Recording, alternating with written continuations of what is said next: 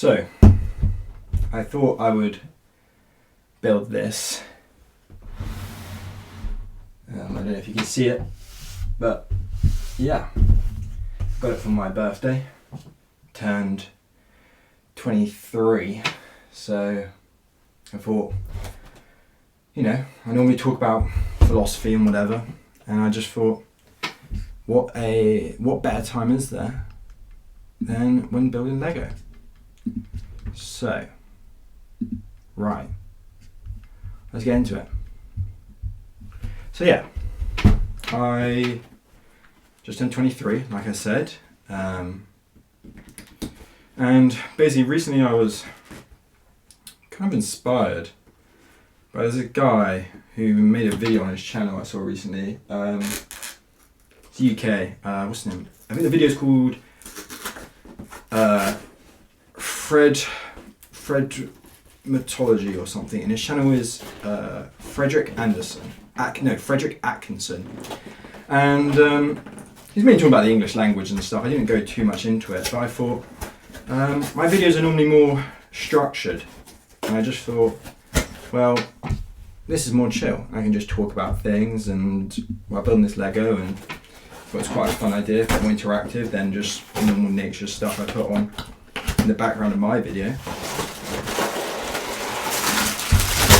So let's get everything out there. Now, I actually have a couple of bonsai trees of my own. Just little ones. I don't know what. I think they're called like ficus ginseng. I think that's what they're called. What's this? What does this come with?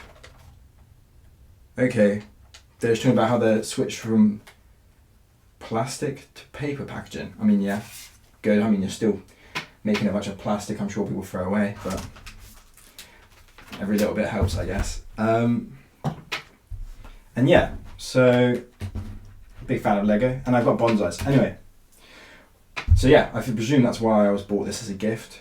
Yeah, I've got two bonsais, both of them. I think I bought them both when they were 10 years old, and now they're, God, they must be about 16 or so now. So yeah, looked after them a long time. Apologies, by the way, if you hear like my chair creaking or any of that sort of stuff. I live in a uni house, and the chair I get is the chair I get. Now, okay.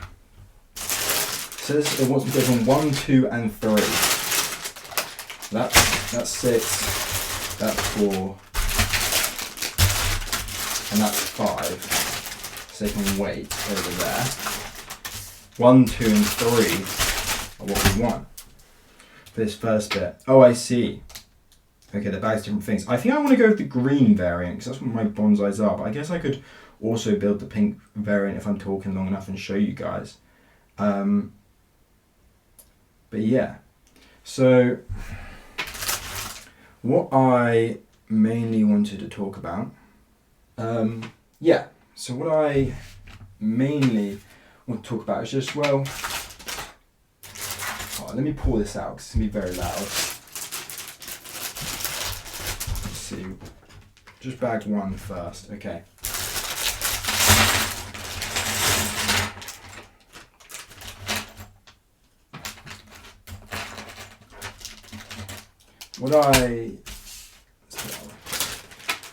So normally I talk about philosophy, and then I've done 1 or 2 videos to do with mythology, but there's loads of things that, you know, I like to talk about.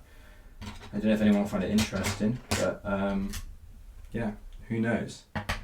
So yeah, I mean, like, I don't really post anything about me on this channel, so I guess a bit about me is, yeah, I'm into philosophy. I do it at university, so I study at Cardiff. I'm in my final year now, which is kind of crazy, but I do, like, you know, turn 23, so a bit slower on the university degree than most people, but oh well, you know, it's the path it takes in life. But yeah, final year, so working very hard, as you can imagine. A lot of work. So it actually took me a while to find time to even make this video where I'd be uninterrupted. and didn't need to do work desperately or, you know, extra studying, because I've got to work hard. But yeah, I really enjoy philosophy. It's a great subject. I would definitely recommend studying it. I do a lot of it in my own time as well, you know, just reading books, that sort of thing. And what else there to know about me? I mean, I'm from, England. So actually originally, the reason I'm 23 and still doing my degree is because I went to, when I was young, I'm still young, but when I was young, I wanted to go to acting school. I wanted to be an actor. So I did a foundation year at the University of Surrey, Guildford Acting School it's called.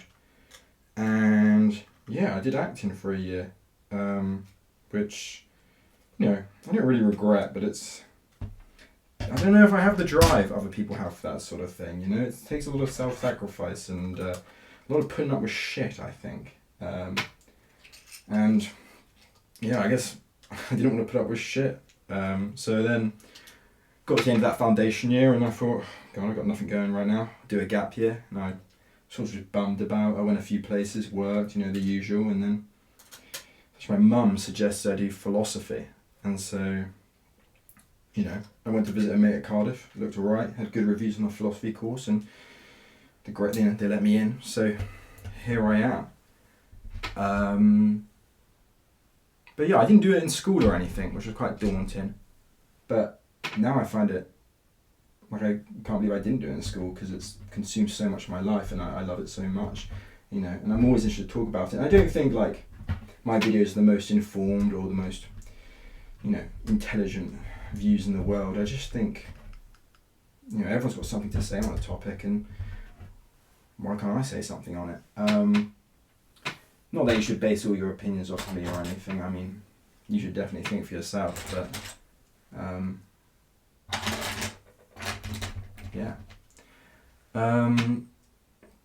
Yeah, I mean, let's talk about my channel, I guess. I started the channel not for any reason. I think people who start YouTube channels to get loads of views are lame and corny, to be honest.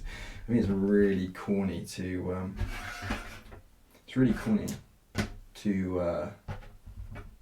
start a YouTube channel based on the idea of, like, oh, I want to be famous. I just think that's lame.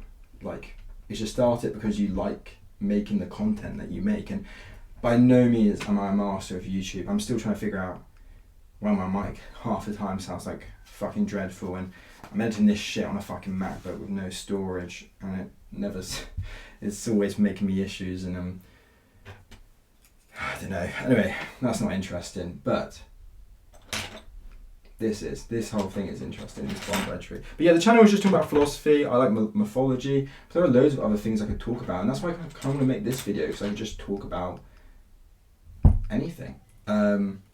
So that's kind of my plan. And I definitely think, like, the most hardest part of, like, making a YouTube channel is starting and making content. And, like, this video is going to be nowhere near on the level of, like, how some people make their videos, but that's okay. You know what, like, I'm okay doing my thing the way I do my thing, and if no one watches this video, you know, I guess that's alright. But if people watch it, yeah, that's also alright. I just wanted to make the video, and I still get embarrassed telling people about the channel, to be honest, because the videos aren't perfect, and I think people spend so much time chasing perfection that they never actually start. And that's the thing with YouTube, is every YouTuber posts a bad video. They post something that is like dog shit, and people go, yeah, that's a terrible video, bro, like, you shouldn't have uploaded that, you should have known it was terrible. And it's like, man, we're all human, we're gonna make mistakes. And that's the thing with learning as well. Like, no one is instantly a god tier YouTuber. I mean, maybe you think some people are, but me personally, I don't. I think it takes time, and I think it takes work, and I think you'll get there in the end. And I guess with philosophy, one thing it's taught me is, especially going into the degree, not having studied it other than reading a few books beforehand, it's like, just work hard and you might get somewhere, but you just don't know if you don't try. And I think people always want to be perfect first time, and you're just not going to be at all. Like, you're just not. But yeah, that's a bit about my channel and stuff. So let's talk about a bit more about philosophy. Obviously, it's like the main focus of my videos. it's, it's what I want to talk about most. It consumes a lot of me. I think a lot of people study it for the wrong reasons. They think it's going to be like, they're going to become like some enlightened, excellent argumentative person. And don't get me wrong, there's a lot of people who love arguing on my course. No doubt about that. They love a good argument. But that's not why you should study it. You should study it because it's going to give you this different type of worldview and problem-solving ability. Because most of the degree is making a good argument. Yes, don't get me wrong. But it's what you can learn from making that good argument. And if you can make a good argument, it means you've probably got good problem-solving skills because you can figure out the answers to problems. And in life, all things are solving problems. That is the fundamental thing you're doing in life. You have a roadblock and you're trying to figure out how to get past it. So that's why a philosophy degree is very good and very useful. And I think that's one of the leading things I think people should take from a philosophy degree. Yeah. I mean, and also it helps if you just enjoy the topic as well, obviously, because you'll work hard at it. And don't do things in life you don't enjoy. Unless the money is very good, and then I guess you're willing to make that sacrifice. But for me personally, I don't think you should do things in life that you don't enjoy. I think it's gonna, you've got one life. Live it how you want to live it. And I don't mean sit around being a bum and you want to be a bum all day. That's not a good idea. But I mean, just living the life you enjoy. It's so important. It's so important to live a fulfilling and enjoyable life. So what's going on in my degree? So I'm doing my dissertation right now. Well, I'm sort of planning it. We haven't actually started yet, but I've got my dissertation supervisor and we're doing that. So I should have a meeting with him soon to sort of finalise the details so I can actually start. But I've made a rough plan. So the question for my dissertation is it morally just... No, yes, sorry. You can tell I'm just starting. Is it morally justified to be kind? Which I guess some of you would say, yes, no brainer. And don't get me wrong, I am a huge advocate for kindness. I think all great things in life come from kindness, and I think most of the issues in the world could be solved with a bit of kindness right now. But obviously there are levels to it and there are degrees to it. So yeah, the dissertation would basically start with defining kindness across cultures. So we're not just going to look at obviously different countries matters how they define it, because that would vary, but also in religion and stuff like that. Different religions may have different versions of kindness. So that would be quite an interesting start, because that's an interesting place. It's like, well, how can we even say if it's justified if we don't even quite know what it is? Yeah, sorry, my chair is squeaking so much. So that's probably in the background loads, but hopefully you don't mind it too much if anyone does watch this. So yeah, that would be interesting. And then I've got to talk about in the dissertation, well, why do we feel a need to be kind? And then how do people value it? Because obviously, some if a billionaire gets given £1, they're not going to feel that grateful for it. So it does vary, obviously. But we obviously feel a need. I mean, we're looking at inherent. So are we born with the desire to be kind? Well, some would say yes. Some would say, well, we're taught it. Well, that's obviously another point as well. And then there's also, there's a reward for being kind. Not always in terms of a physical thing, but sometimes emotional. You feel good about being kind. When you give money to a homeless guy, it's not selfless because you feel good about it. You are happy to be given that gratification. So that's obviously an issue. And then talk about the advantages. I mean, look at the society we're in. It's definitely nice when someone's kind to you, and people sometimes need people to be kind to them, and that's really important for people to be kind to people. Then obviously we talk about disadvantages. I mean, if you look at if you have a welfare state, like we do in the UK, we have a benefit system. There's people who take advantage of that, and that's obviously a massive disappointment. People take advantage of a kindness and something that other people need that kindness in their lives. So obviously that's an issue that we will often have, and then it will make people resent having to be kind, which is also a massive issue because people should want to be kind. So it's a massive problem. And then So that's kind of just, and then obviously we're going to do an evaluation of that, and that will lead to the outcome of dissertation, which obviously I'm hoping will be that, yes, obviously we should be kind. But again, it's still very early days on dissertation, so we'll see. I'll probably make a video of it when I finish it as well, which hopefully people will be interested in. If not, maybe they won't care, but that's also okay. You don't have to care. I don't know if you can see, but it's the base of where the tree's going to go. We're sort of building that. What else am I doing in philosophy? Well, at the moment, I'm kind of studying this module. Well, I am studying this module called Ethics of Citizenship and Migration, which is very interesting. I have to say, I find it really interesting. Obviously, it's talking about current events. It's very current. It's definitely an issue in the UK. I know we mainly talk about the UK and America, but it's very interesting. I mean, recently, we try to get a non-biased standpoint, obviously, but it does tend to be with young people, very pro-immigration, which, I think is obviously pretty normal. I think most people, especially in a university setting, most people would be pro-immigration. Not like open borders necessarily, but I think most people will be pro-immigration to an extent. And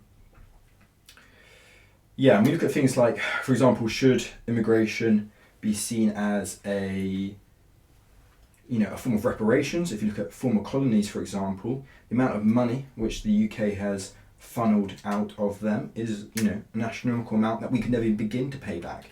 So what can we give them as a form of reparations? Well, how about a free pass to come and reap the rewards, live in a culture that, has benefited from taking advantage of them? I mean, that's the best we can offer them. Why not?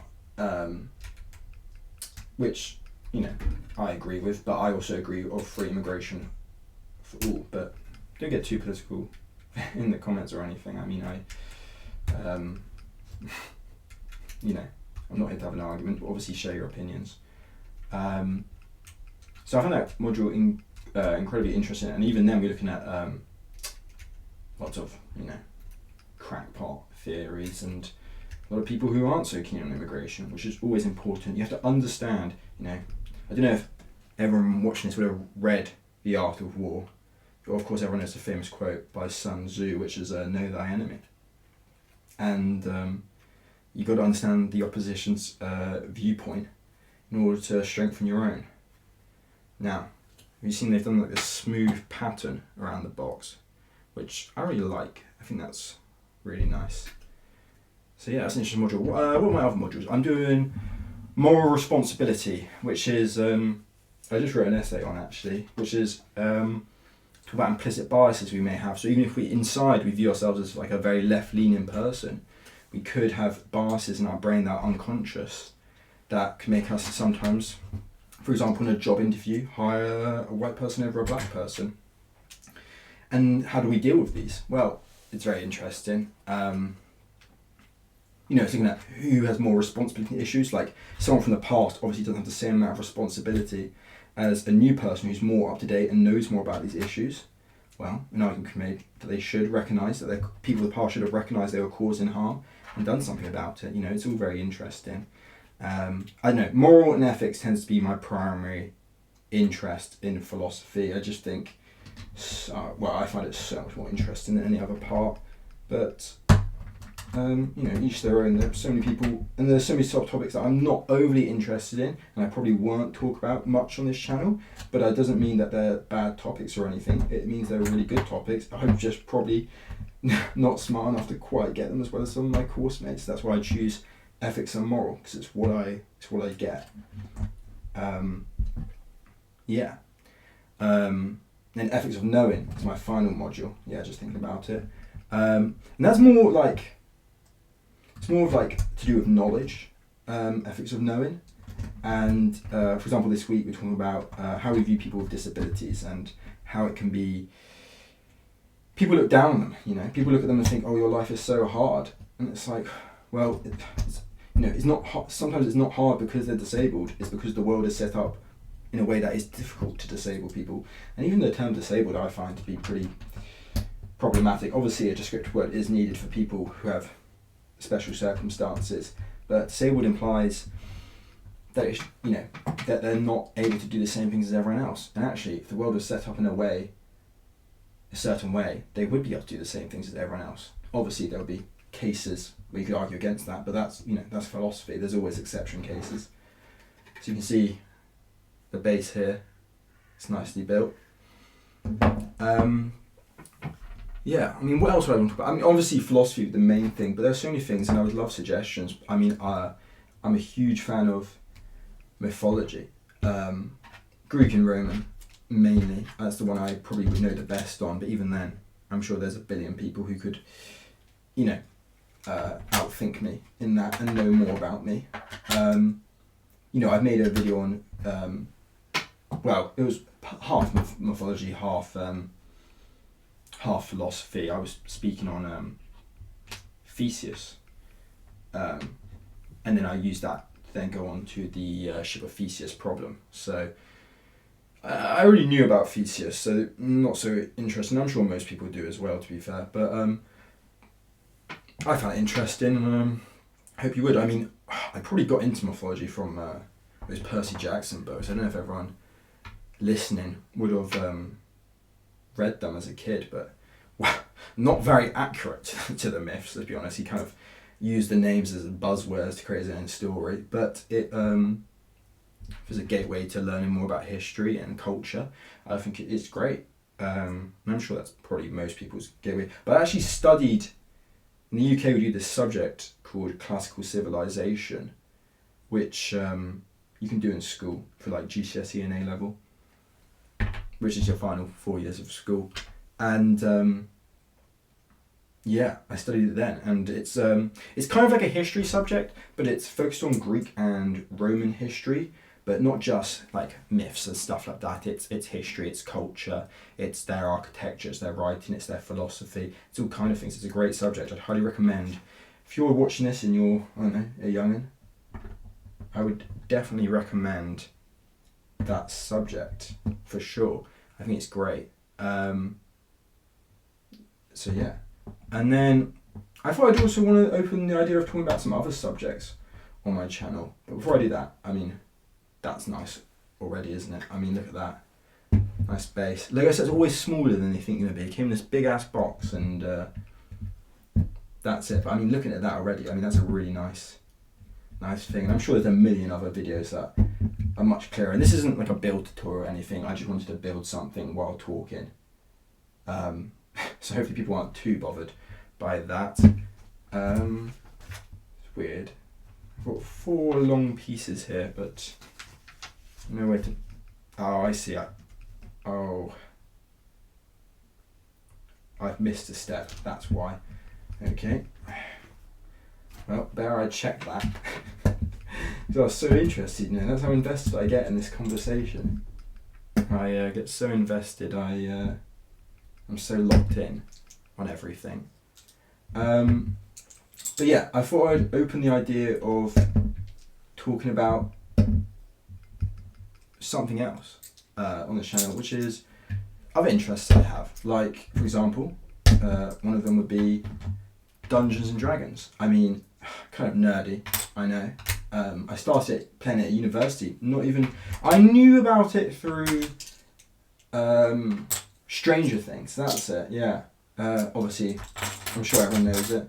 New final season coming out after what, 1 billion years or something. I mean, they're very slow on the production of that, aren't they? But oh well, I'm not a director. I can't tell you. It takes me a long time to make one of these shitty YouTube videos. I can't imagine how long it takes them to make a season of Stranger Things. But so yeah, I started playing Dungeons and Dragons at university. I've played 3 different campaigns, all of them ongoing. As you can imagine, university, the DMs are not so on it with the making the campaigns. They're pretty lazy, and so I've never DM'd. But I think my house is here. There's a few people who've never played, and I think they're quite keen to play. So I might get to DM for the first time. And for those who are foreign to the idea of Dungeons and Dragons, it's you make a character, and there's a dungeon master who makes a storyline, and you kind of play through that storyline, which is really fun. And it's not, I mean, I think the interesting thing, it's a bit like when you make, like you do acting or you do a play with people, you're being creative with other people. And I think that's the fun of it. It's just being creative with your friends and having a good time with your friends. And my sessions tend to involve a lot of beer and that, so they're fun even if I want them to be or not. But yeah, I mean, I've watched Critical Role for sure. I mean, they're great. I think if you're interested in Dungeons and Dragons and you want to know what like a seriously intense session, they're more story focused than combat so much. I'd watch a video explaining Dungeons and Dragons before you watched it, but they've just started their new campaign. They're about a month in or so, which for them is nothing because I think they're going to go for years. But if you were interested in learning a bit more Dungeons and Dragons, I think that would be a great place to start. I mean, that's, you know, they're all, I should mention, these people, Critical Role, are all voice actors and what have you, so their voices are incredible for it, and it's, you do need to pay attention. I'm going to put it on while you're going to sleep, but it's very, very interesting to listen to. So I don't really have anything to say on it right now, but I would love to sort of talk. I mean, I'm such a noob compared to some people in that world. I mean, I know how to play and I know how to make characters, and I've made many characters, but I've never been a DM. I wouldn't even know where to start, and I'm always learning new things about it, which is great. But I would highly recommend it. I think it's such a great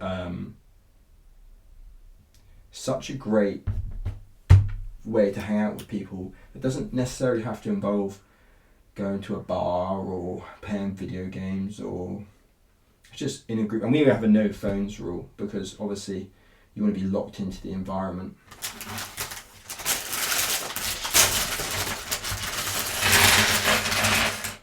So it looks like we're starting on the tree bit now, which is fun. So what else am I into? I mean, there are other things I'd love to talk about on this channel. Films and TV. I mean, I am super into films. I've got a Letterboxd account. I don't think it's linked anywhere on my YouTube, but I should. I've reviewed probably about I've reviewed over 1,000 films and 1,000 films and limited series, because they do limited series on there. I mean, look, I'm not a snob. Do you know what I mean? I like films. I like them a lot, and there are some few snobby-ish films I like, but. And I find it boring when people only watch comedies and stuff like that. And I think, I like Adam Sandler and stuff, but I think he makes the same film 50 times over. But if you like it, you like it. Do you know what I mean? What is that piece?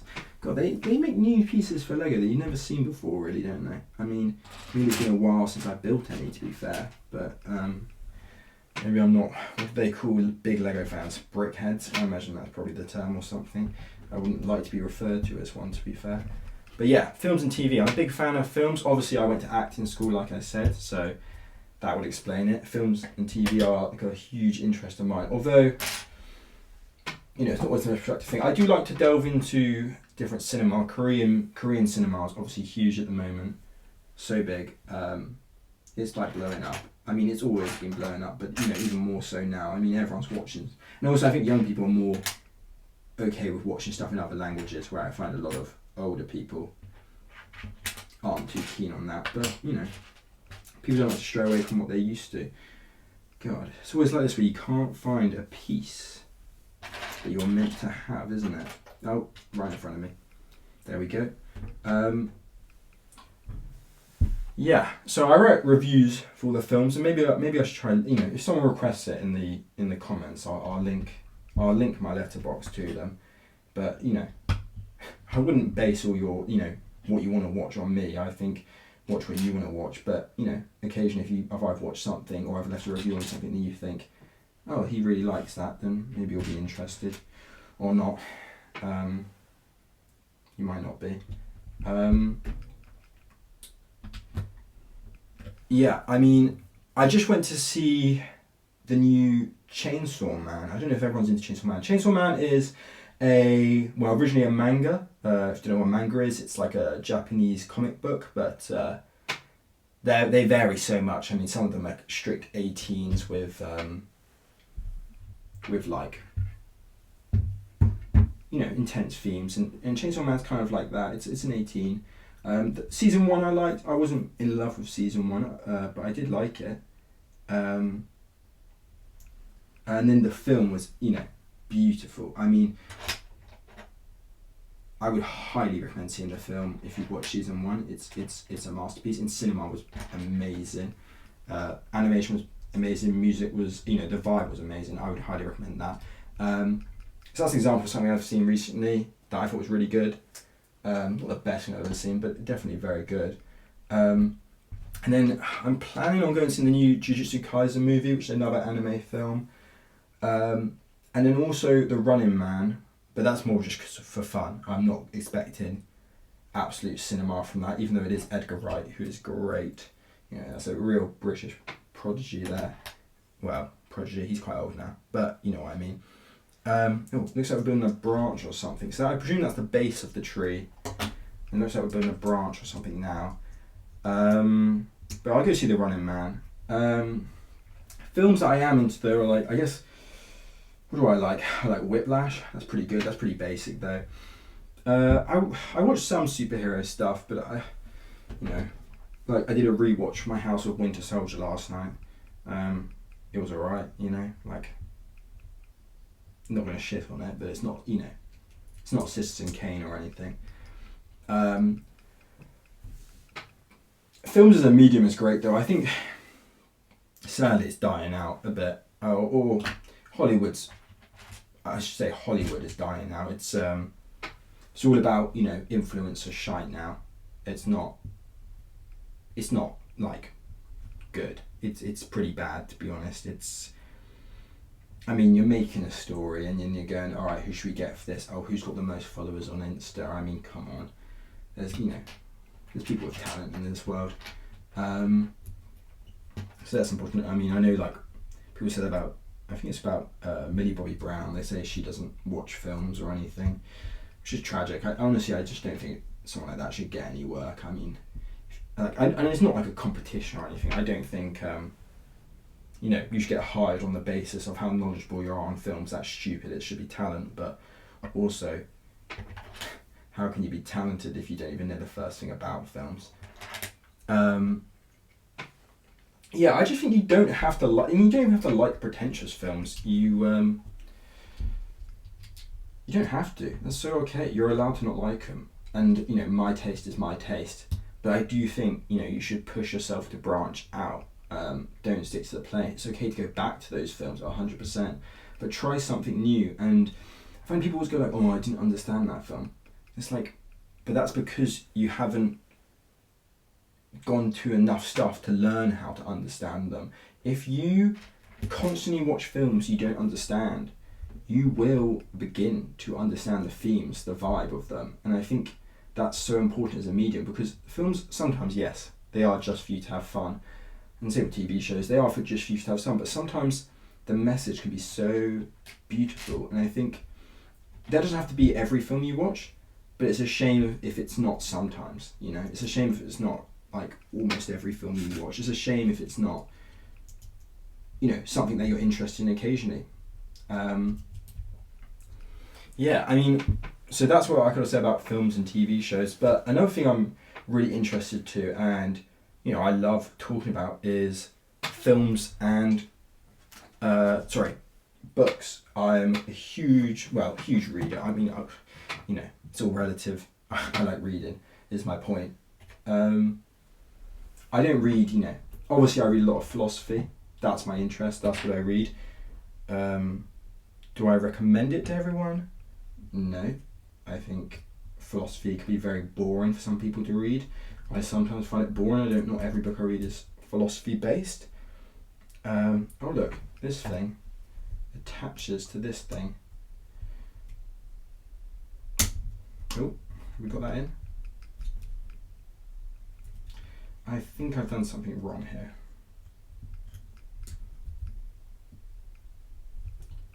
Like, that goes like that. But then, is that meant to not click in properly? Or am I an idiot? I don't know. It's not.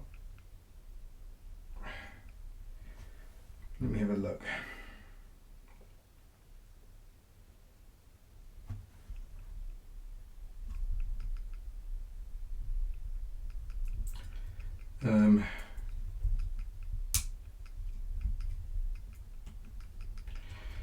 Okay, what have I done wrong here?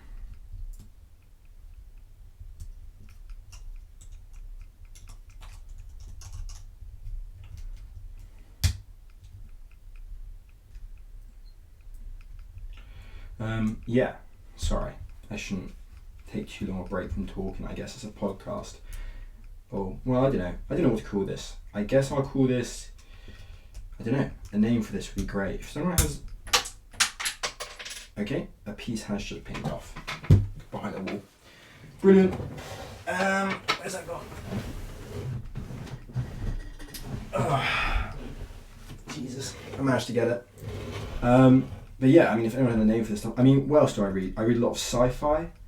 Sci-fi is great because there's so much. A lot of them have philosophical themes, and I would highly recommend that. I like fantasy. And then another thing I like, which I guess is not so common, but I guess not that surprising, considering my talk on anime and the films I've been to recently, but like comic books and manga. I'm a busy guy. I can't afford to be going to see stuff all the time, or buying books all the time, I should say. But comic books are great. I mean, there's a great guy who does talks on comic books called, what's he called?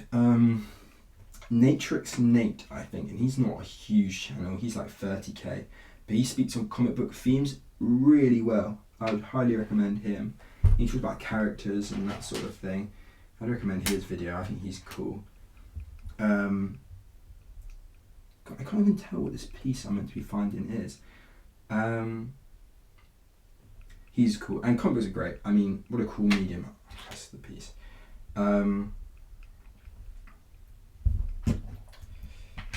Very cool. I don't really have much more to say on that, but I would love to talk about some comic books or anything in general, but I just got to do research on them, to be honest, to see if what I have to say is anything interesting. Because if I've got nothing to say on it, I probably wouldn't speak on it.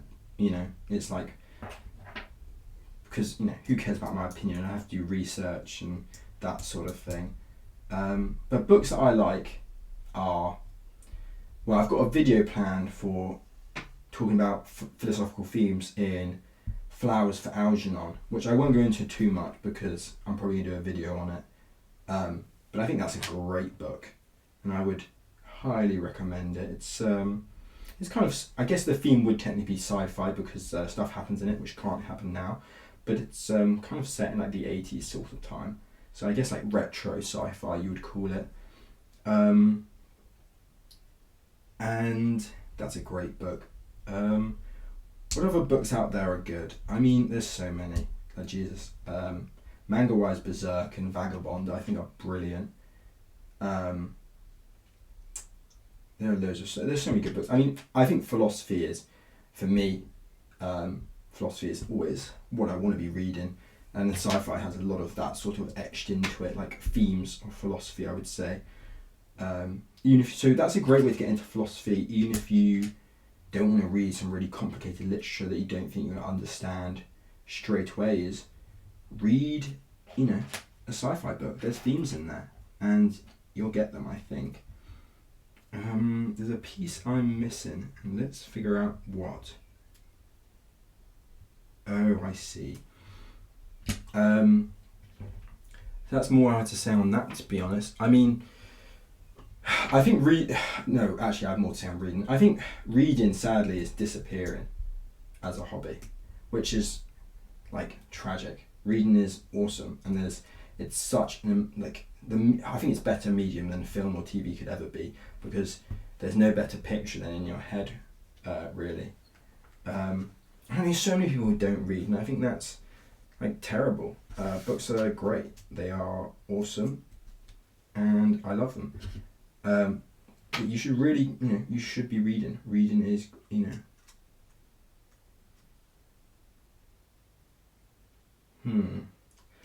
Okay, I'm figuring out how what I've made attaches to everything. This doesn't feel right. I don't want to mess this up. Oh, I think it's like... No, it's not like that. God, I mean, thank God I didn't make a build tutorial, am I right? Oh, you know what it is? Because I've placed something wrong.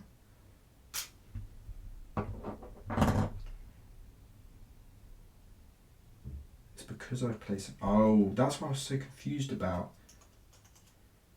There we go. That's right. Now we understand. That's put it on the wrong way round. That's why I couldn't get the thing on earlier.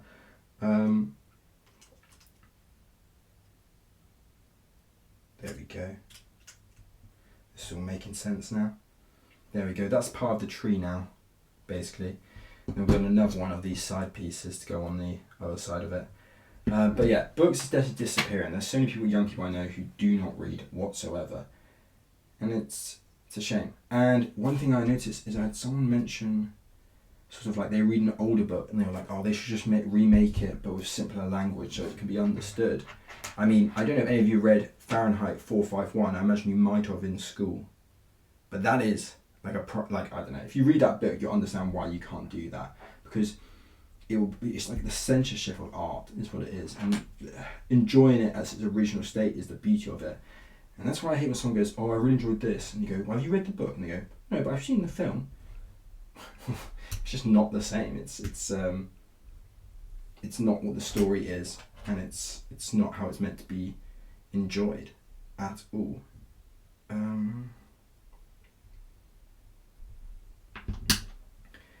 Okay, this one looks slightly... Let's see. It's not how to enjoy at all. Do not advocate the simplification of books. And the thing is, if you're someone who thinks like that, I'll just tell you, like, that's fine. You're allowed to find it difficult to understand. That is always okay to find something difficult to understand, because it is, when you first start reading complicated books, they are difficult to understand. It's hard to understand what's going on. But I promise you, it will only get easier. The more books you read like that, the more you're going to understand them. And then also the more beautiful it becomes, and the more appreciative you become of the beautiful writing. And look, I'm not like... It's fine if you never read books like that. You don't have to. But I would just recommend it. That's what I would say. Is I think it makes you appreciate things a lot more. To understand, like, wow, they wrote this beautiful story at a time when... I can't write a story that beautiful now. And they're just building off the top of their head and that beautiful skill. I mean, it's amazing. Okay, so we've got this done on both sides now, which is cool. So I would definitely recommend that. And then another thing which I probably won't speak on this channel, but it's something that I thought was interesting, is video games. I mean, yeah, definitely one of the main hobby points of most young men.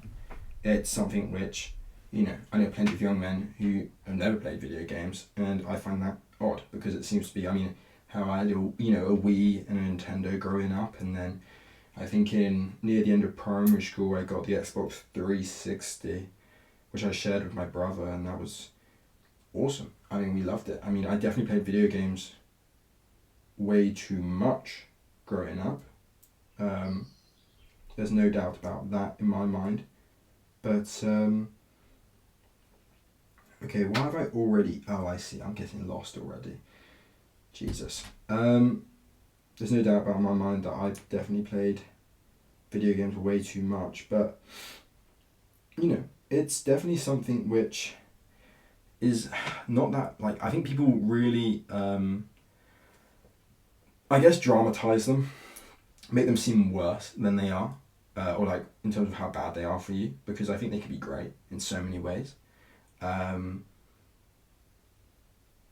Well, the positives are, the social aspect. Some of my best friends I made through school being who here has an Xbox? Let's play together. And I'm still friends with those guys. We don't play Xbox so much together. We've all well, a lot of them have jobs and stuff now while I'm still at uni. A lot of them have jobs and they're working and they're doing their thing, and they don't have time to play games, or a lot of them are in relationships or that sort of thing where they don't have the time, they need to spend time with their partners. So it's a shame, but that's how I made the friends, and it's good. I mean, there are some games which can improve your hand-eye coordination, obviously, that sort of thing. But obviously the negatives are, if it's the only thing you do, it is the only thing you do, and you should never stick to one discipline in your life. I mean, no one wants that. No one wants, one thing taking up everything in their life.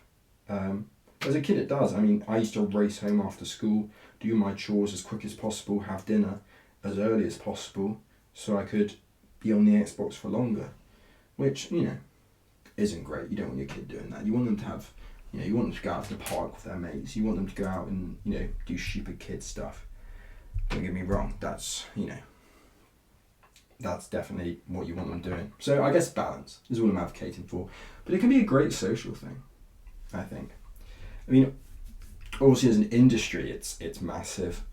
My brother, I have a twin brother, and he just finished a degree in games art, which is, designing the characters for games, that sort of thing. And he's a brilliant artist. But as an industry, there's so much work. So if you say you're a kid, you're never going to get anywhere in video games. There's so many jobs in it, So it's not a waste of time, but it's not everything. Is what I'm trying to say, I guess. But yeah, I mainly grew up playing Xbox games, that sort of thing. I like a competitive shooter. And I still play games to this day. You can see the big monitor probably in front of me. That takes up a lot of my, studying obviously comes first, and doing my work and socialising and all of that stuff comes first. But, I just played Dispatch, the new game. That's really good. I played that with my brother. Really good story. And that's another example of how video games can be great, because that's a story right there. That's as good as any film you'd watch, and people don't hate on films so much, but hey, people aren't rational. They are not. You cannot expect that from people. You can't expect them to say the correct things when you want them to say it at all. And I've just placed a brick wrong. There we go. I would happily talk on video games on this channel, but I don't think I have anything interesting to say. Unless it was the storyline of a specific game I played and I found the philosophy of it to be interesting, I don't think I'd talk on it. I just don't think that's going to be interesting for anybody. I guess another main topic, which I definitely have not spoken about on the channel, but I think I'm kind of surprised I haven't. That seems like a big area, is history. I mean, a lot of people who are into philosophy, it starts from history because you study the ancient Greeks or whatever, and it leads you into that sort of rabbit hole. I think it's great to study. There's so much you can learn from it. I mean, it's the same way we learn from our past mistakes in life. We learn from our past mistakes throughout history, and we have made many, many, many, and we will continue to make some till the end of time.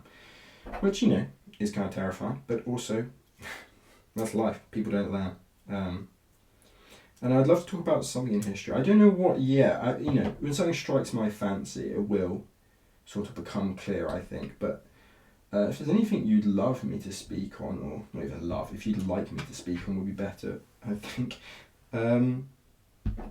I would be happy to do so. I think there are so many areas of history which are amazing. And not without problems, obviously. But, there's great things to talk about there. And I'd love to talk about it. And then, also, I guess, on that vein, if there's any type of video people want made, I don't know if people actually care or watch these videos with any care. But, I'm always down to talk about something. I'm a busy guy, so, not too busy. But I'm busy for me, and it takes me a long time to make these videos or find the free time to make them. But I would love to, talk on a topic people were interested in, and I'm always up to researching it and giving my thoughts. Doesn't mean it's going to be anything new. It probably means there won't be anything new, to be honest, because it's history. It's been said before a billion times, but if it's niche enough, I'm sure it will be pretty pretty new thought in a way. But if anyone ever wanted an opinion on it, I'd be happy to give that. So I guess that's my more thing. I mean, my most favourite areas of history would be, recent history would be the Middle East. Obviously that's a hot topic at the moment, for, as it should be. It's a really serious issue that's going on, and it needs to be dealt with. But I know a lot about the history of the area, and I don't want to speak on that. I'm very interested in Crusades, British history. Obviously I know the most about, because that's what we learn in England. It's British history. Oh, look at that, the tree's definitely coming together now. Oh fuck, I just pulled something off. Figure out how that goes back on. There we go. There's a tree coming together. Let's plonk that there next to the stand. I don't know if you can see, I'll put the stand there and I'll put the tree where it's presumably going to go in a bit. Oh, we still got more to add to it. But yeah, history is a huge area for me, and I'm definitely going through topics quicker, but I can always delve back to them, I guess. Anything else? I mean, I think just like, what I would say is the importance of studying. I'm doing my degree right now, and degrees are definitely not for everyone, and I'm not saying you have to do a degree. That's not at all what I would ever suggest to someone, and I think the system is shit. I mean, I get a max student loan, and the affordability for it is very difficult. It's not financially viable for most people, and that's totally understandable. But just studying, it doesn't cost anything to go online and look things up. Obviously, with certain,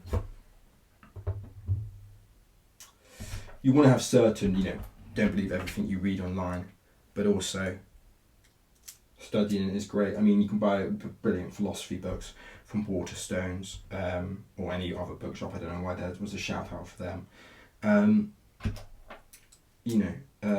You can find them for free. There's so many great philosophy papers online which you can read and make of what you will. But I'm just an advocate for studying, because I think the more you know, doesn't matter what area it is. I mean, some obviously are pointless. Well, not pointless if it's what you want to do, but some are pointless. But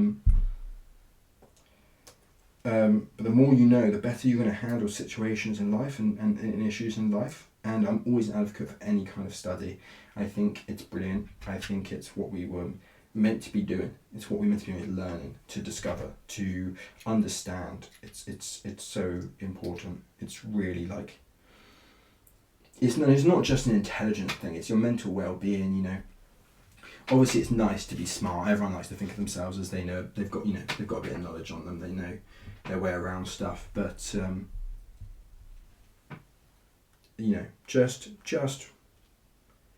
just knowing things is good. It's so dark that what's written on the papers. It's kind of impossible with these dark bricks to see what you're actually doing. Okay, I've made a mistake. I see what I've done. So yeah, I would highly recommend studying. I don't mean do a philosophy degree or anything. That's not, if you're going to do a degree, do one you're interested in. I'm living with a neuroscientist, I'm living with 2 English people and a computer scientist, and they all know their stuff.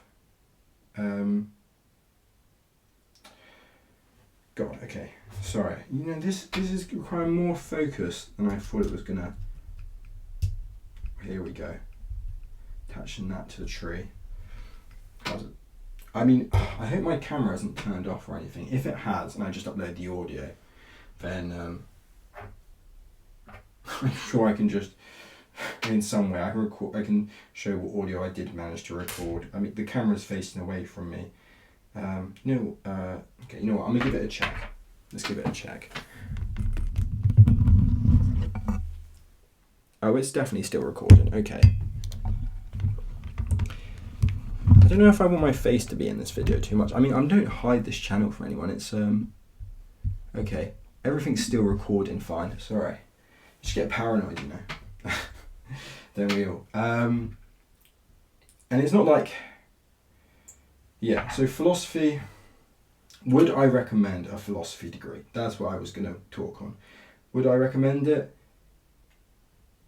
Yes, I would. I think it's really interesting. I think it's great.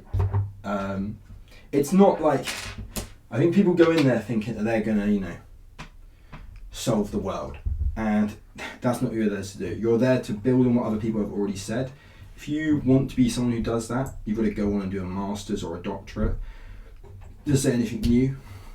And even then, you're going to have to reference former people. You can't just say an opinion and be like, well, that's my opinion and it's correct, because you've got to, you can't have that opinion free of criticism. People are going to criticize it, and they're going to say, well, actually, I don't think that's quite correct. I'm going to disagree with you on that. And so that's why. But in general, there are so many great degrees. I think so many people refer to degrees as like, they refer to some as like Mickey Mouse degrees, don't they? I think that's quite common a phrase used. But to be honest, if you have a value in it, and most people, the goal is employability. Now, don't get me wrong, with a philosophy degree, philosophizer is not a job title they pay for anymore. Well, it is, don't pay for it. It's not a job you can be doing. But is it one that you can, it depends how you use your degree, I think. 'Cause people say some degrees are useless. I would say, you know, how is that person using their degree? Because there are definitely, bloody hell. Where do these all attach? Okay, they attach. Sorry, so all these cool things. It's very cool. Very cool. I got this as a gift from my brother, actually. It's a very nice gift from him.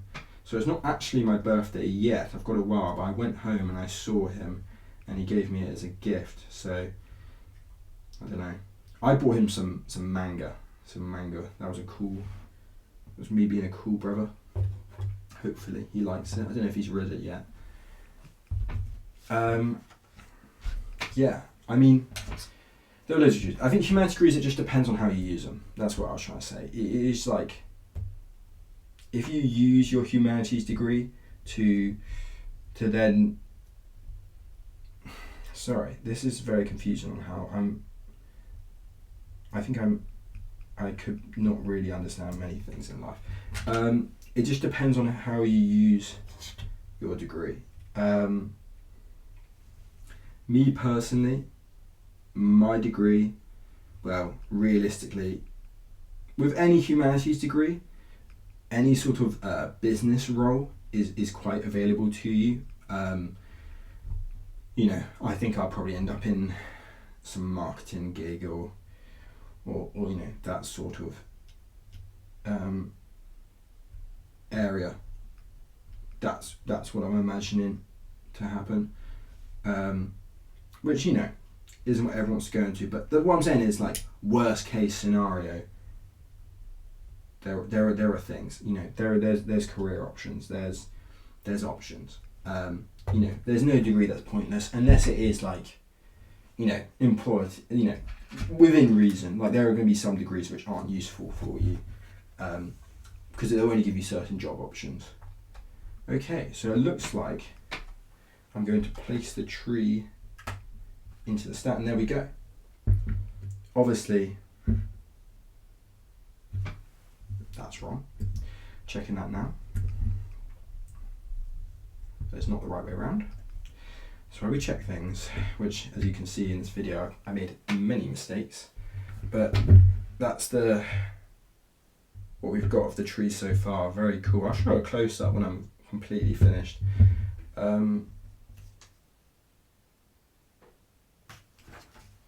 Okay, so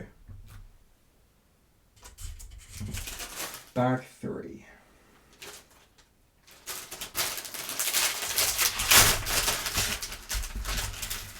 The reason I actually managed to find time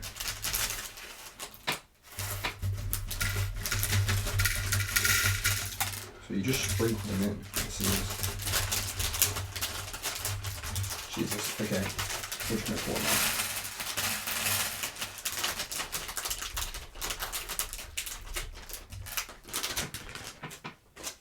Yeah, I mean, the reason I found time to do this is because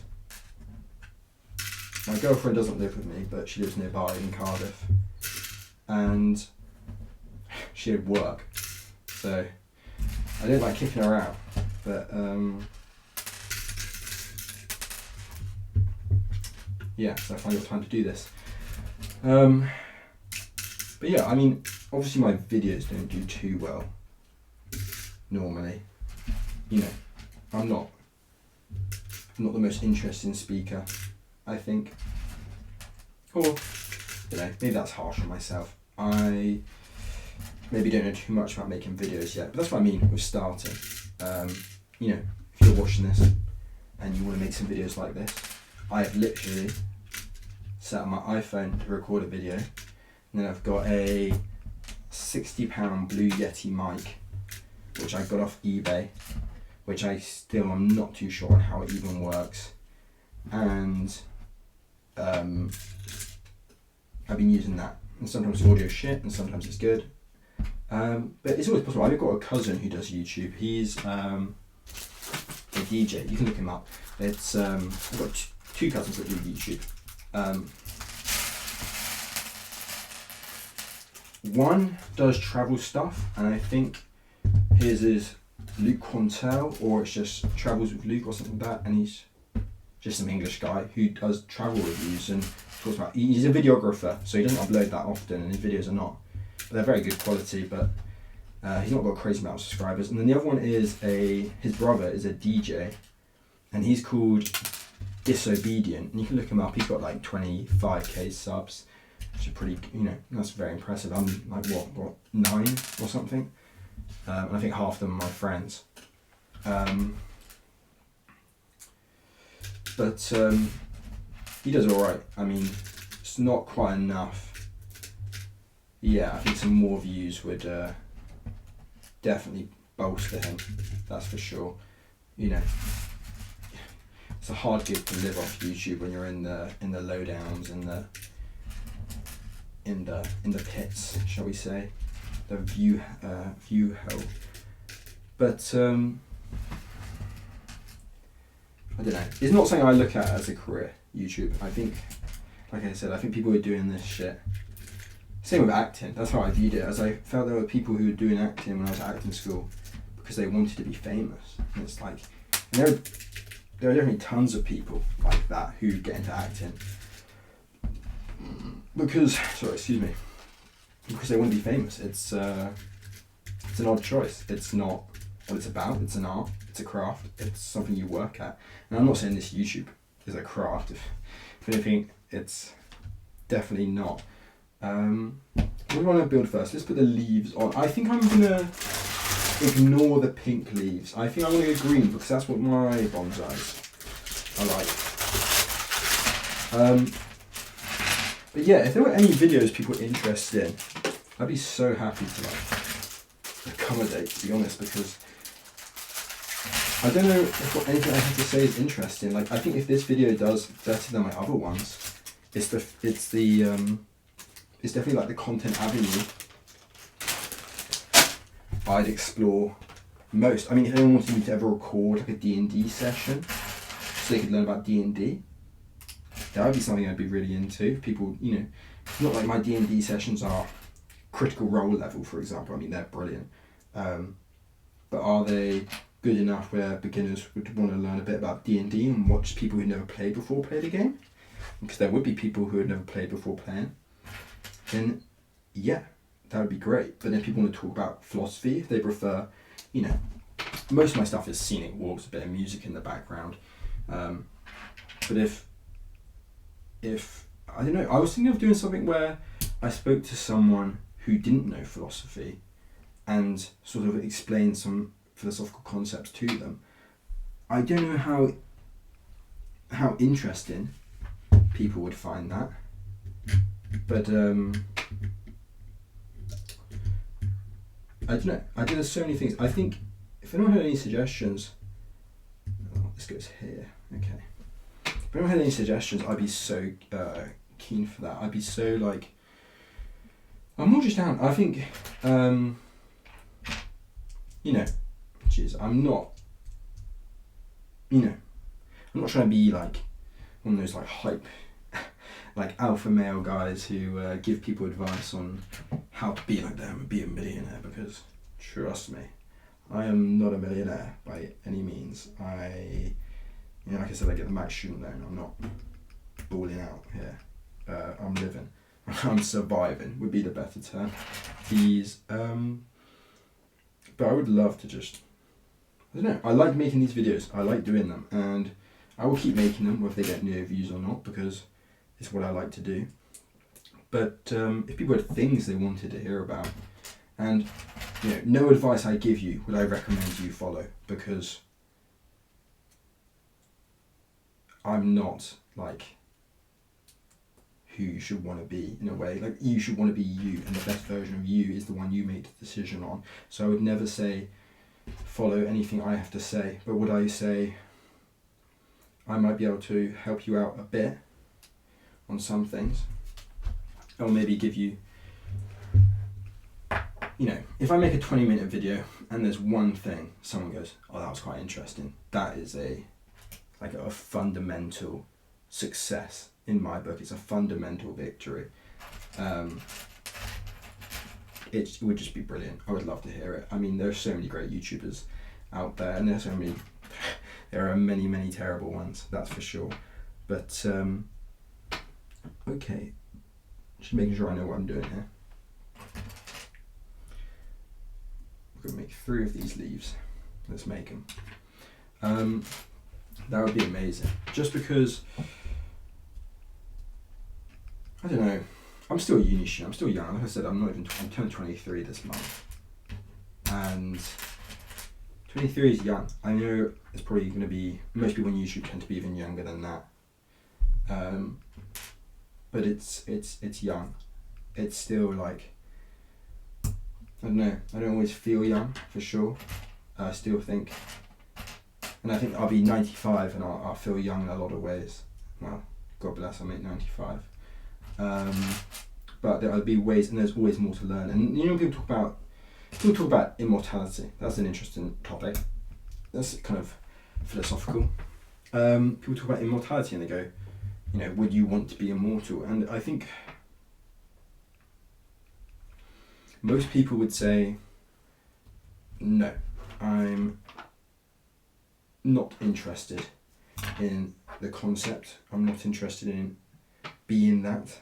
That's not who I want to be at all.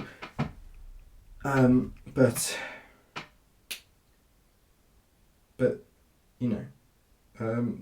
would I want to be immortal? You know what? I think the answer would be, I want to learn. And I think there's always going to be more to learn. There's always going to be more to experience. And I think that's so amazing. So we're going to repeat this 3 times over. I'm just looking at it. But what I mean is, there's always going to be more to learn. And I think that's great. I would love to keep learning. I would love to, and don't get me wrong, there'll be many, many issues with being immortal. People think sunshines and rainbows. I think, speaking from personal experience, the devastation of losing someone close to you is, you can only do it so many times, I think. And I think in a lot of ways that's what kills people in their old ages, is they just miss people, and so the curse of being immortal is, while you do get to enjoy that infinite knowledge that you can study and do forever, it would be lonely. It would be very lonely. So not for everyone, but I'm sure there'll be a lot of great parts of it, and I'm sure many of you can make an argument for and against being immortal. I guess the idea is unnatural, but excluding that, I mean, you do talk about religion in philosophy. There is a subject called philosophy of religion, which we do at my university. Me personally, I tend to avoid religion. I think it's difficult. I think philosophy, I think if you want to discuss issues which are going to cause an argument, do politics.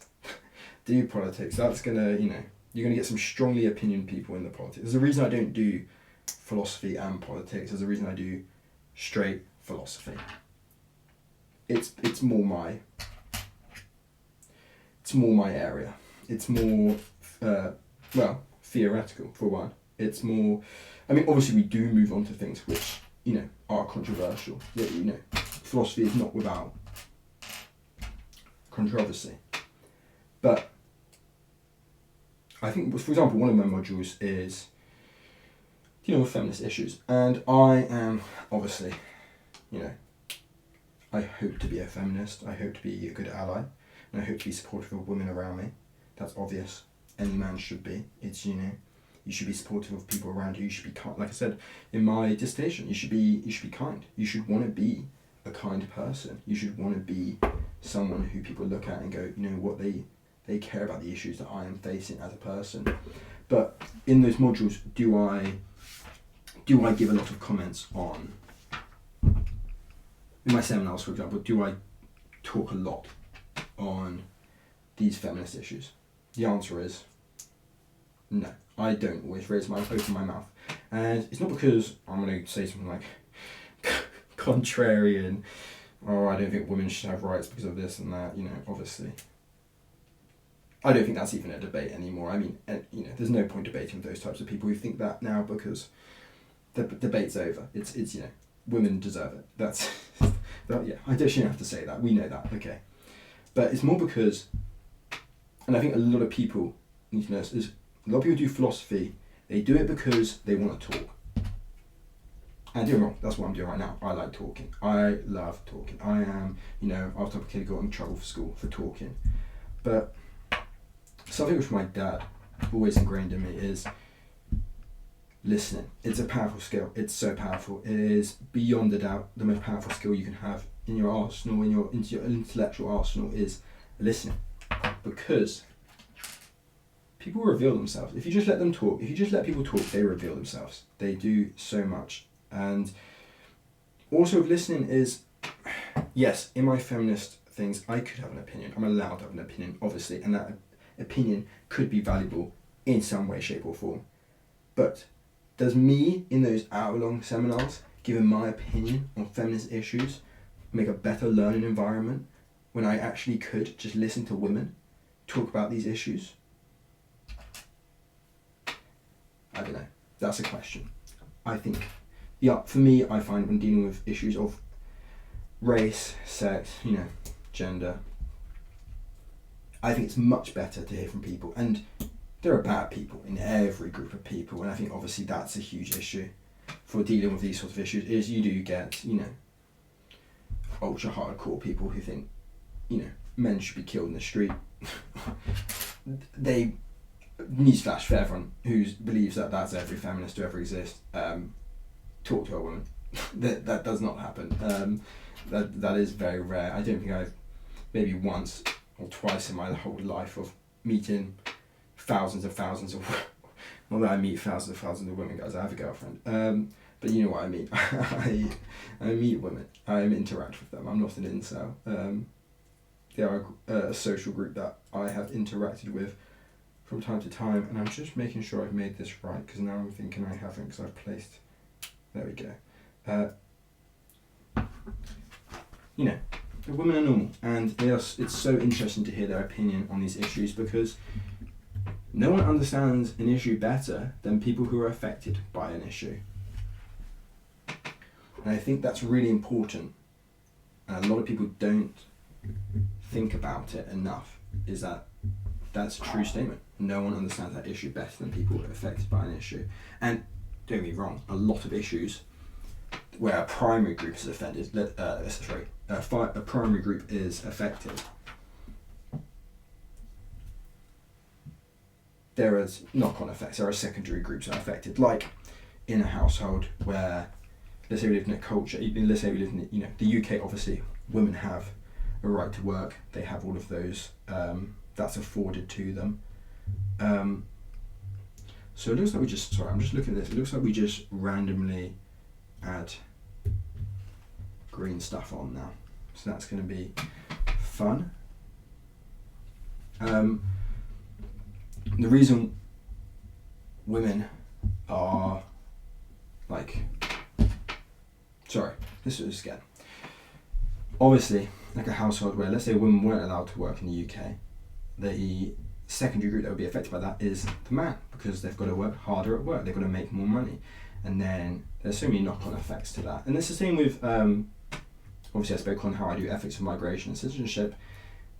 People forget that, well, the argument is that they want to, the point is other people will be affected. So you can have an opinion, obviously, but does that mean your opinion is as valuable as the primary group? I don't know. I think I like to hear from people who are facing these issues. I think that's the most valuable experience you can have, is listening to people who have issues, because they're going to give you the real shit. They're going to let you know that, like, yeah, this sucks. It's awful. It really affects me and it really limits me.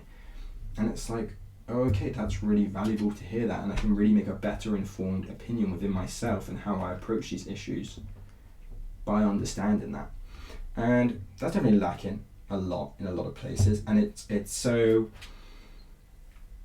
bad. I mean, there are plenty of people who would call themselves feminists. They would call themselves champions of people's rights, and then internally, when you actually listen to what they say and what they do, it's like, well, this probably isn't like what's best. This probably is like, that's probably reinforcing, what you're saying is probably reinforcing negative stereotypes here, there, because they'll make offhand comments, they'll say like, oh, it's just a woman done this or whatever, there are stereotypes out there, and people repeat them, even if they believe in change, they've got insight, they don't even know it, and it could be automatic. That's what's about implicit biases. That's what implicit biases are, by the way. That's internal views you hold, which could be, offensive towards you could affect a social group. Let's say it's race. You could think, I am the most non-racist person to ever exist. I am, I have tons of black friends, and I, understand the issues they go through, and let's say I have lots of friends who are first generation immigrants, and I understand the issues they go through, and I think it sucks. Yeah, you could have that, but then you could also internally, without knowing it, say things that are like bad. But that's more of I would call it a structural issue, where we have a government set up basically, and well, not just government. It's when I say structural, what I mean is there are systems in place which cause us to reinforce beliefs, and there's no set. In philosophy, we use the term agent a lot. An agent is a person. It's the person who enacts something. It's just a non-inclusive term that tends to be used in examples, and there's no set agent who set up these structural things. It's so that no one can be specifically blamed, but because of the way the structure is, it's not going to change unless we actively acknowledge it and try and make change, which obviously is easier said than done, because look, it's so easy to recognize issues. Hey, these women are oppressed, and that's really bad. Yeah, that's an obvious issue. We should face that. But how are we going to make that change when there's no one we can hold accountable? Oh, well, I don't know.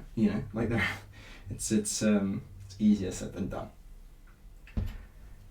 Yeah, I mean, look, maybe I know a bit more than the average person about philosophy, and yeah, my opinion is asked on some things amongst friends in terms of philosophical issues.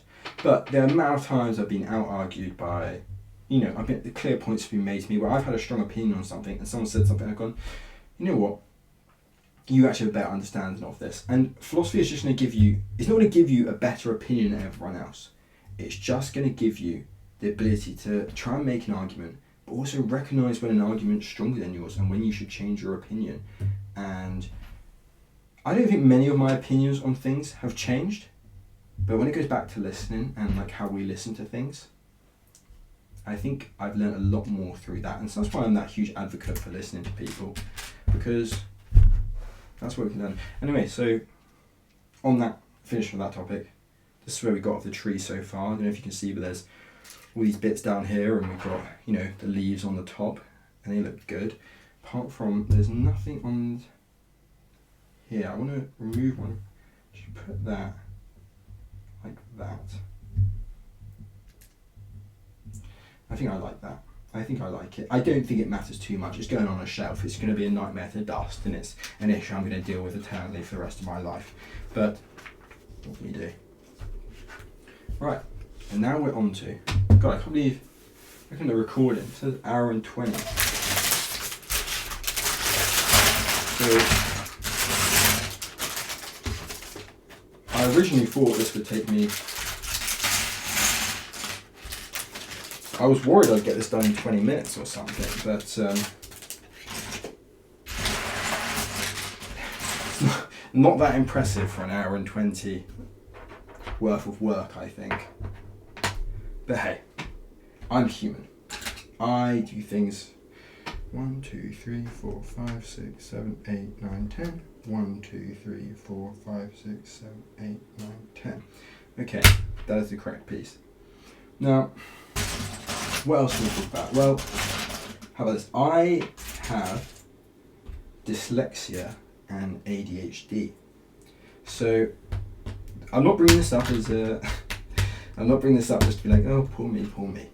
What I am going to talk about is education and barriers to it. A lot of people think university can be too difficult for them. They're not going to understand it because of their learning difficulty. It's just going to be too much.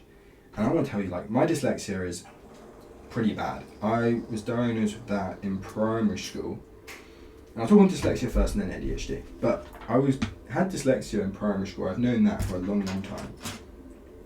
So I've always come up with ways to counter it. And I would say that is your biggest... My dad would call it coping strategies. He would say, and it's really important you think about this, life is not fair. There are people born in better situations and worse. And it sucks, but you've got to accept that. Because otherwise you can't just curl up in a ball and say, help me, help me, help me. That's not how it works. You've got to live your life. And you don't, trust me, you do not want to sit there doing nothing all your life. You want to live. And you want to do the same things everyone else does. All that means is you're just going to have to work that much harder than other people.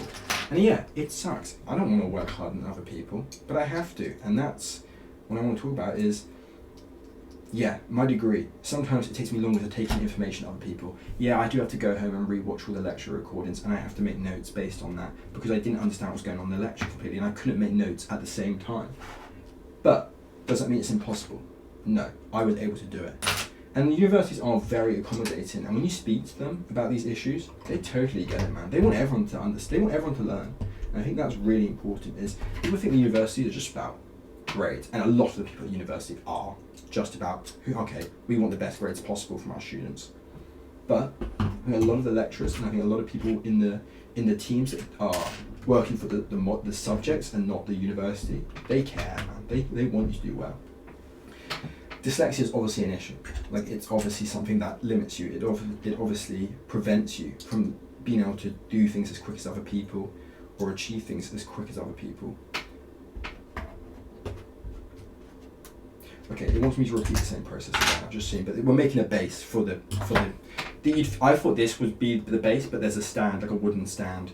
Well, I presume it's meant to be wooden for it to go on. These are going to look much better than my bonsai trees, by the way. But dyslexia is obviously an issue, but it's not something you can, it shouldn't stop you from doing what you want to do in life. And I would obviously speak on this further.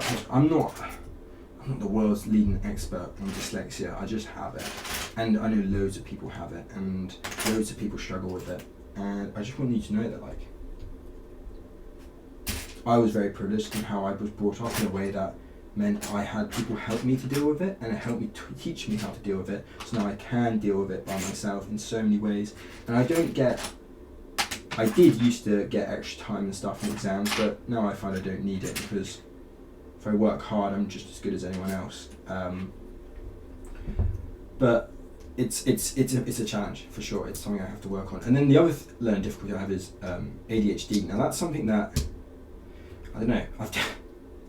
I only got diagnosed for it about 3 months ago. So midway through being 22, which is it's old.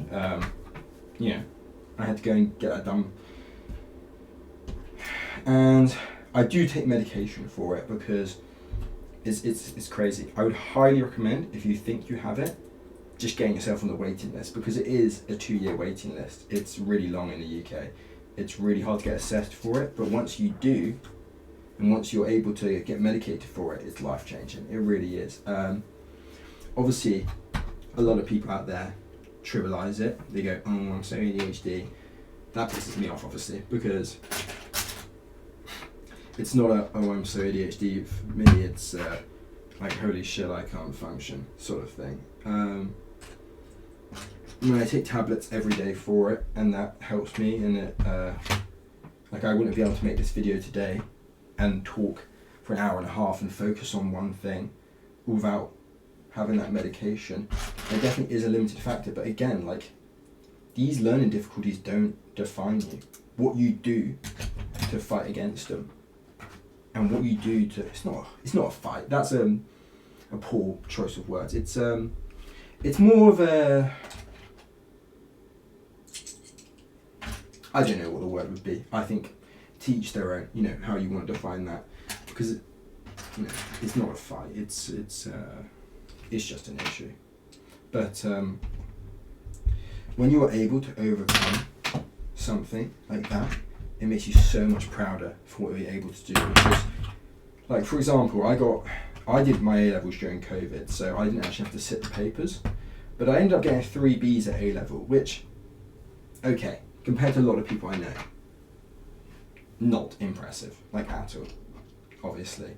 Like, you know, I'm not you know, an A-star student.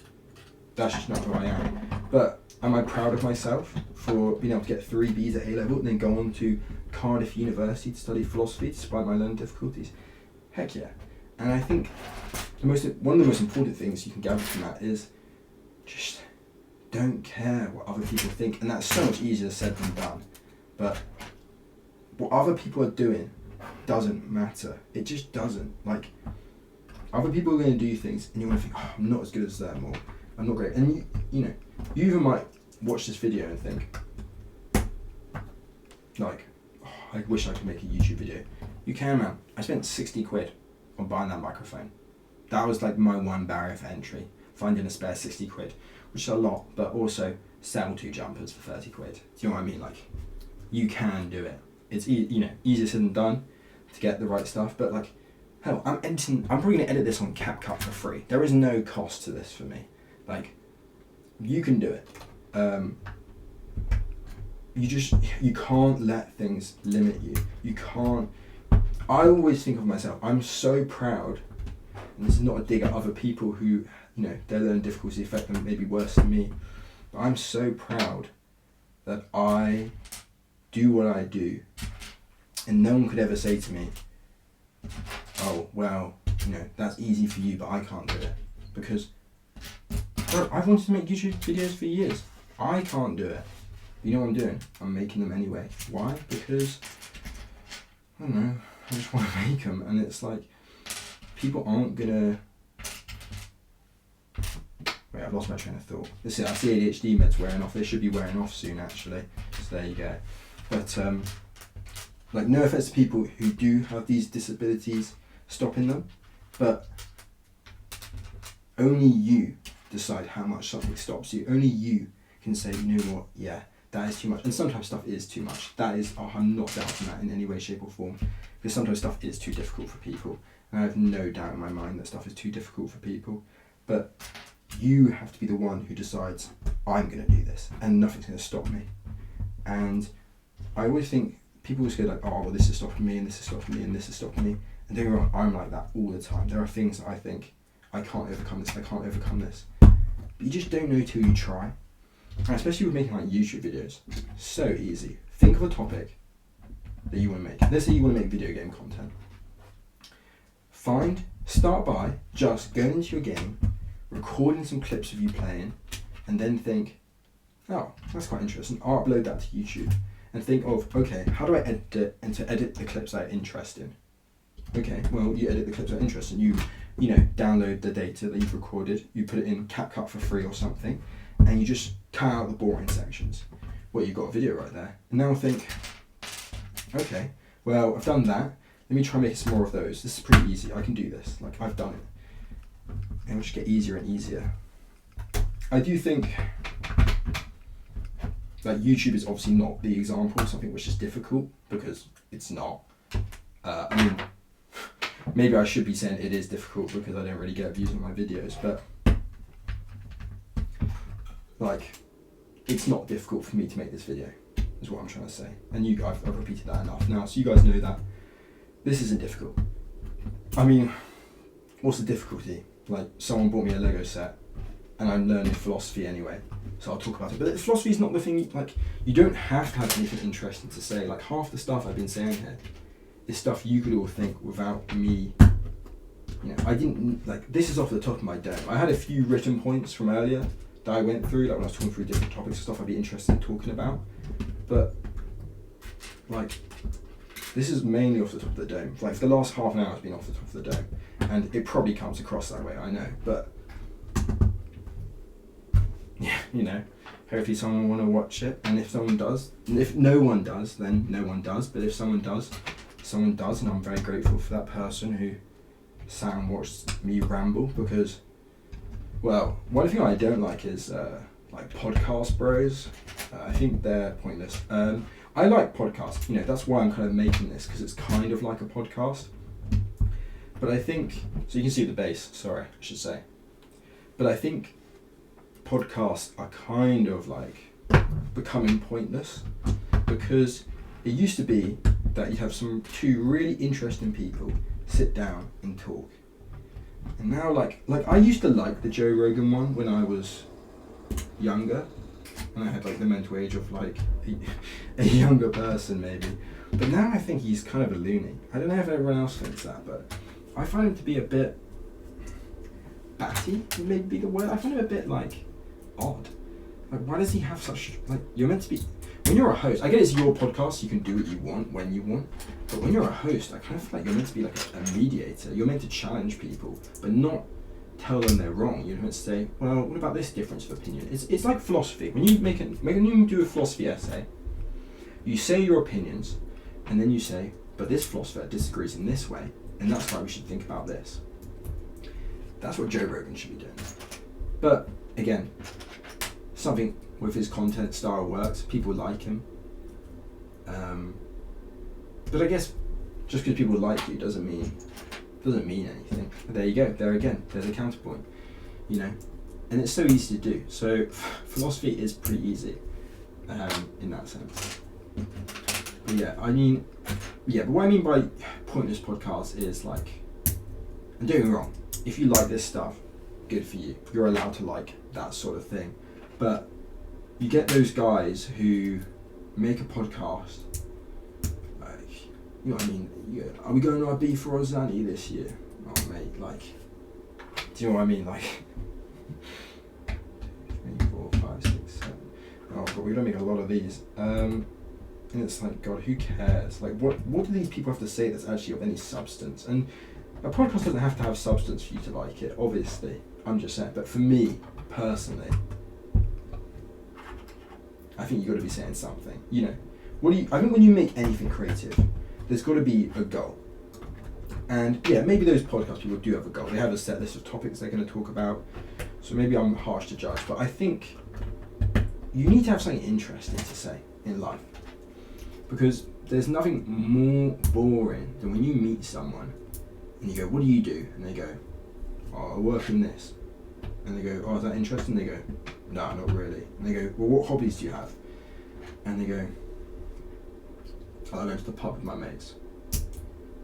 Going to the pub with your mates is great. Like, don't get me wrong, I love a pint, I love a drink, I love chatting with my mates. But that just can't be the only thing you do. You need to have hobbies, you need to have interests, you have one life.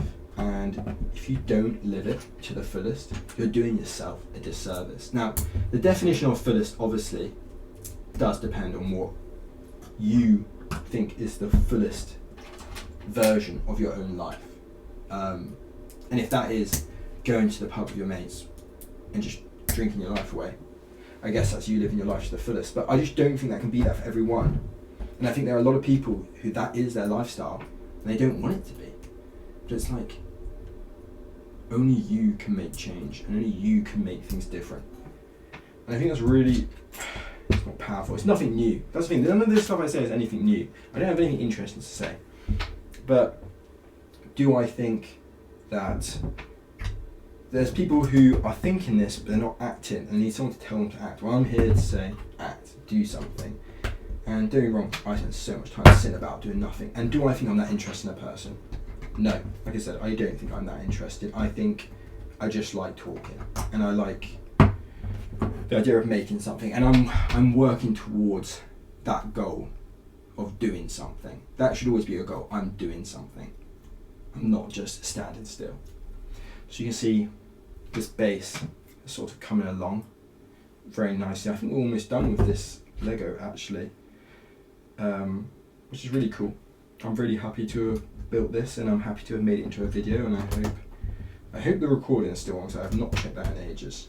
I'm probably going to upload, I've recorded the audio separately, so I'll have to extract that from the video and then just replace it with the audio I recorded on the mic. But so that'll be a little bit of video editing. There you go, I'm basically a YouTuber. What can you say? But what I was going to say is just, I don't know, like just live your life and do cool shit. Maybe enjoy it a bit. Because it's fun. And I think part of what, I guess my view of enjoying things would be learning. It would be taking on new things. It would be challenges. It would be overcoming hurdles.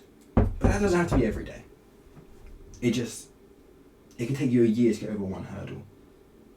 But I always think that like getting over one hurdle in your life is better than getting over none in your life.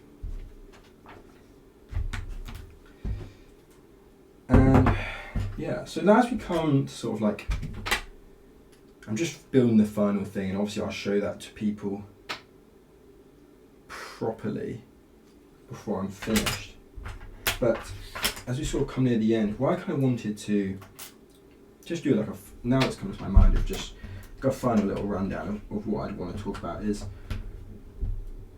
I'd really love just to make videos that people suggest, because not that I'm making content for other people, but I like making these videos and I like doing stuff, and hopefully this was semi-interesting and didn't come across like a shitty video of some guy just rambling on the internet. Like I said, I'm still kind of embarrassed to show this channel to friends. It's kind of cringe in my opinion, but that's the thing that stops most people, is it's cringe. And I used to hide the fact I was making these videos from my girlfriend, which again, stupid idea. One thing about girlfriends, they're gonna find out. So it's better off you just tell them straight, and they probably won't care. Hopefully, you have to hope, don't you? Okay, that's interesting. They have not explained that as clear as I would like it, but we move. Yeah, I just like making these videos, and I hope people like listening to them. My videos don't get many views. I think the highest has got 44, but if I look at like the viewer retention, it's terrible. So maybe there's nothing to say on that really.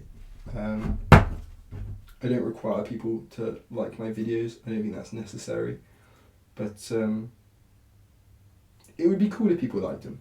It would be cool, and I guess my friends like them, and that's nice because I have friends, I guess.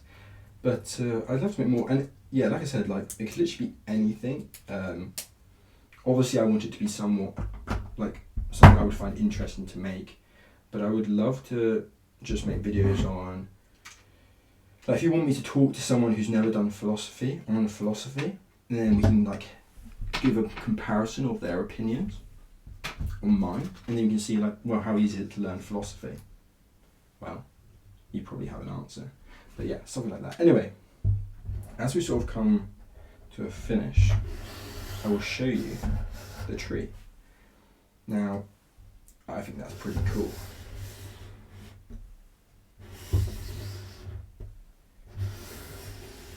And actually, let me pick up the camera. Let's be careful to knock anything. And here we go. Here is the tree. Very cool, I think. Brilliant. Alright then. So I guess I'll end the video there, to be honest. But I really hope everyone enjoyed it. I really enjoyed making it. It was really cool. I hope my chair doesn't screech so much in it, and it's a fun video to watch. So yeah, thank you for listening.